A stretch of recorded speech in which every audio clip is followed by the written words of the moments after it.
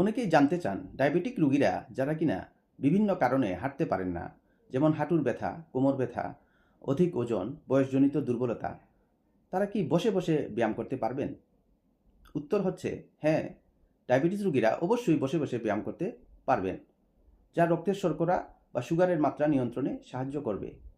হাঁটু কিংবা কোমর ব্যথা অথবা অন্য কোনো রোগের কারণে ডায়াবেটিক রোগীদের এক্সারসাইজ বা ব্যায়াম বন্ধ করা যাবে না। কারণ প্রতিদিন ব্যায়াম করা ছাড়া কোষের ইনসুলিন রিসিপ্টরের সেন্সিটিভিটি বাড়ানো সম্ভব না। মনে রাখতে হবে, অনেকেরই শুধুমাত্র ব্যায়ামের বা খাবার নিয়ন্ত্রণের মাধ্যমেই প্রাথমিক পর্যায়ে ডায়াবেটিস মেলাইটাস পূর্ণ নিয়ন্ত্রণ করা সম্ভব। কাজেই নিয়মিত ব্যায়ামের গুরুত্ব অপরিসীম। সেক্ষেত্রে চেয়ার ভিত্তিক ব্যায়াম বা চেয়ার এক্সারসাইজ খুবই উপকারী হতে পারে। যেমন পা নাড়ানো, চেয়ারে বসে বসেই পা নাড়ান, হাঁটু ভাঁজ করুন, আবার সোজা করুন 10 থেকে 15 মিনিট।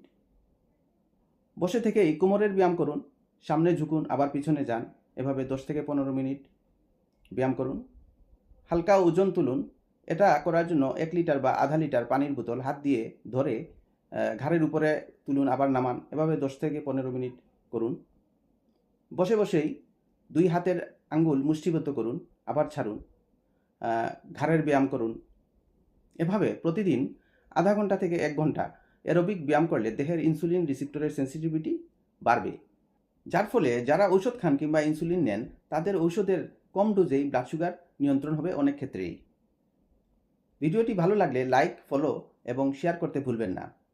দেখা হবে পরবর্তী ভিডিওতে। ধন্যবাদ।